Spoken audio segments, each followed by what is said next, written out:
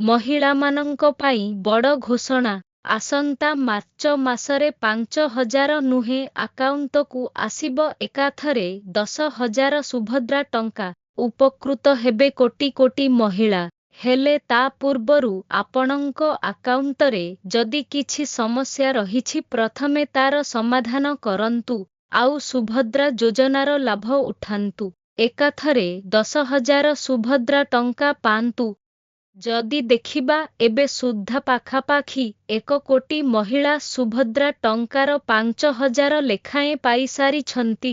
ଅର୍ଥାତ୍ ପ୍ରଥମ କିସ୍ତିର ଚତୁର୍ଥ ପର୍ଯ୍ୟାୟ ଟଙ୍କା ମହିଳାଙ୍କ ଆକାଉଣ୍ଟକୁ ଗତ 8 ତାରିଖ ଦିନ ପଠାଇ ସାରିଛନ୍ତି ମୁଖ୍ୟମନ୍ତ୍ରୀ। ହେଲେ ଏବେବି ଅନେକ ମହିଳା ଏହି ସୁଭଦ୍ରା ଯୋଜନାରୁ ବଞ୍ଚିତ ଅଛନ୍ତି। ଯେହେତୁ ସେମାନଙ୍କ ଆକାଉଣ୍ଟ କିମ୍ବା ଆଧାର କାର୍ଡରେ କିଛି ତ୍ରୁଟି ରହିଛି, ତେଣୁ ସେମାନେ ଟଙ୍କା ପାଇ ପାରିନାହାନ୍ତି। ତେଣୁ ମନରେ ଆଶଙ୍କା ଆସୁଛି କି ଆଉ ନୂଆ ହିତାଧିକାରୀଙ୍କୁ ସୁଭଦ୍ରା ଟଙ୍କା ମିଳିବ କି ନାହିଁ। ଅନେକ ସମୟରେ ଦେଖିବାକୁ ମିଳିଛି ଉପମୁଖ୍ୟମନ୍ତ୍ରୀ ପ୍ରଭାତୀ ପରିଡା ସୁଭଦ୍ରା ଯୋଜନା ସମ୍ପର୍କରେ ବାରମ୍ବାର ଅପଡେଟ ଦେଇଥାନ୍ତି।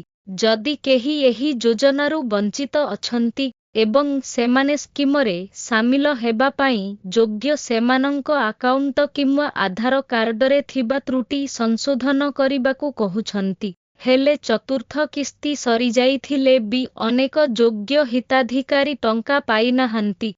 ତେଣୁ ସେମାନଙ୍କ ମନରେ ଦ୍ୱନ୍ଦ୍ୱ ସୃଷ୍ଟି ହେଉଛି କି ସେମାନେ ଆଉ ଟଙ୍କା ପାଇପାରିବେ କି ନାହିଁ। ଆମେ ଏଠି କହି ରଖିବା ପାଇଁ ଚାହିଁବୁ କି ଯଦି ଆପଣ ଯୋଗ୍ୟ ଆଉ ଟଙ୍କା ପାଇନାହାନ୍ତି, ତାହେଲେ ଆପଣଙ୍କୁ ଟଙ୍କା ମିଳିବ। ତା ପୂର୍ବରୁ ଆପଣଙ୍କର ଭୁଲକୁ ସଂଶୋଧନ କରନ୍ତୁ, ଆଉ ଆସନ୍ତା ମାର୍ଚ୍ଚ 8 ତାରିଖରେ ଦିଆଯିବାକୁ ଥିବା ଦ୍ୱିତୀୟ କିସ୍ତିର ଲାଭ ଉଠାନ୍ତୁ। କାରଣ ଆପଣ ଯଦି ପ୍ରଥମ କିସ୍ତି ପାଇନାହାନ୍ତି, ତାହେଲେ ଦ୍ୱିତୀୟ କିସ୍ତିରେ ଏକାଥରେ 10,000 ଟଙ୍କା ପାଇବେ। ଆଉ ଯେଉଁମାନେ ପ୍ରଥମ କିସ୍ତି ପାଇଛନ୍ତି ସେମାନଙ୍କୁ 5,000 ଟଙ୍କା ମିଳିବ। ଆପଣଙ୍କୁ ପସନ୍ଦ ଆସିଥିଲେ ଲାଇକ୍ କରି ଦିଅନ୍ତୁ, ମତାମତ ଜଣାନ୍ତୁ ଓ ଅନ୍ୟମାନଙ୍କ ସହ ସେୟାର କରନ୍ତୁ।